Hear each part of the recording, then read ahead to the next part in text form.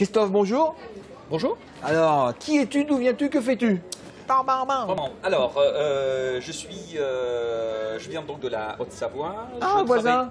Voisin, Moi, je suis encore à Lyon, là. D'accord, pas loin.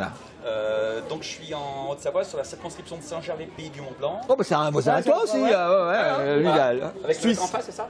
Hein? Le côté du lac, c'est ça? Ouais, d'accord. Le beau côté du lac. Le bon côté du lac, oui.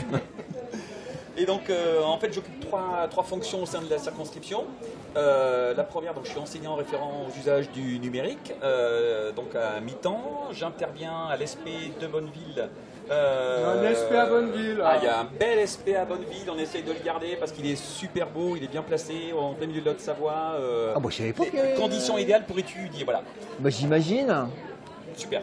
Et donc j'interviens là à Cartan pour tout ce qui est numérique. À l'ESP.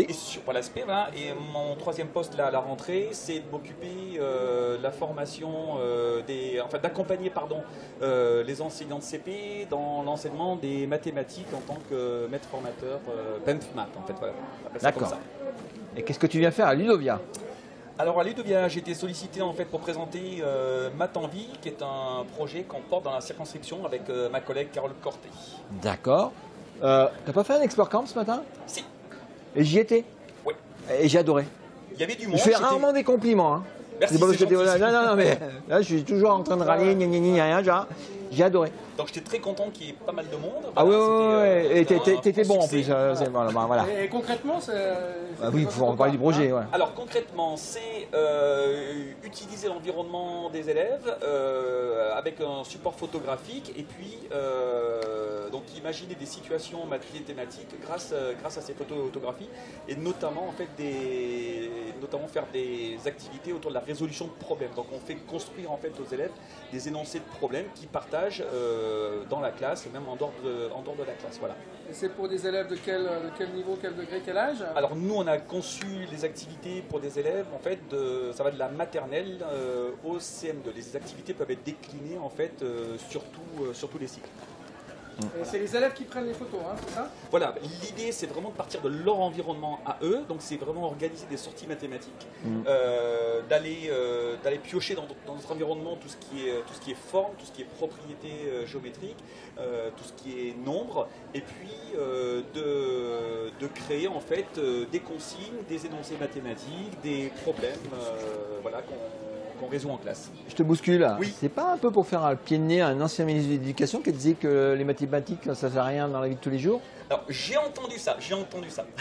Ah, et du coup, dans les exemples que tu as montrés, c'est de la vie concrète, des choses comme ça, de la vie de tous les jours. Et on y trouve des mathématiques. Là, c'est d'éveiller le regard des élèves, leur montrer qu'ils sont entourés de nombres, que ces nombres, ils ont des fonctions. C'est créer des répertoires mentaux auxquels ils pourront se référer. Qu'ils acquièrent aussi des ordres de grandeur. Parce que parfois, des élèves, quand ils nous disent quand ils résolvent un problème et qu'ils nous disent deux tartes de lait coûtent 200 €, on leur dit mais tu ne penses pas que ça fait beaucoup? En fait non, parce qu'ils n'ont jamais regardé le prix de tarte dans une pâtisserie. Donc c'est vraiment les sensibiliser à tous ces nombres et aux ordres de grandeur. Voilà. Et pour un deuxième pied, un deuxième ministre. Mais je ne fais pas que des pionnistes, moi. Les élèves, ils ont le droit de prendre les photos avec leur smartphone? Alors on n'en est pas encore là. Nous, on utilise l'appareil photo numérique de la classe. Rebelles, hein. Voilà, et ça suffit largement. Un seul appareil photo, même dans une classe, suffit pour rentrer dans le projet. Voilà. Ouais. Très simple. Moi, j'ai trouvé que c'était simple, c'est efficace. Quand c'est simple, c'est efficace. Ça ne révolutionne pas sa façon de faire des maths. On peut toujours continuer à utiliser sa méthode. Mais ponctuellement, on va pouvoir insérer ces activités durant l'année et travailler la résolution. J'ai pas pu suivre tout l'Explore Camp parce que tu as présenté le principe. Derrière, il y a des sites web, il y a des fiches explicatives, il y a un déroulé, il y a des évaluations. Alors, nous, on a mis à disposition des enseignants, donc on a un site sur lequel on va retrouver le descriptif du projet. On a des banques de photos, on a des banques de problèmes, mais qui sont plus pour donner des idées aux enseignants à partir de quelles photos on peut travailler et quels problèmes en fait on peut proposer aux élèves et quelles activités on peut mettre en œuvre. Et comme je disais, l'idée c'est vraiment de partir de leurs photos à eux qui correspondent à leur environnement. Voilà. Et, on met à disposition aussi des espaces de partage. On a On a un compte Twitter sur lequel les enseignants collaborent, je veux dire, échangent. C'est Matanvi, hein. Matanvi, ça s'appelle. Matanvi, ouais, c'est ça. Donc il y a un compte Twitter Matanvi. Je crois que je me suis inscrit. Ah, super. Ah ouais, ouais. Il y a également un groupe Facebook sur lequel les enseignants aussi peuvent échanger, peuvent collaborer. Et dernièrement, au mois d'avril, on a sorti une publication en fait,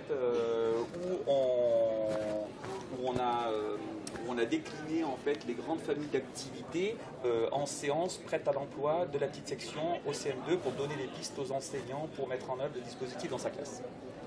Voilà. Bah, très bien. Eh ben, merci Christophe. Merci à vous. On te laisse regagner la Haute-Savoie. Tu vas changer de montagne. Non mais je veux qu'on peut rester ici. Hein. Je vais quand même pas partir tout de suite. Hein. Bon, bah. Roubaix d'abord. Non, il y a plein de au Barcamp, il voulait dire.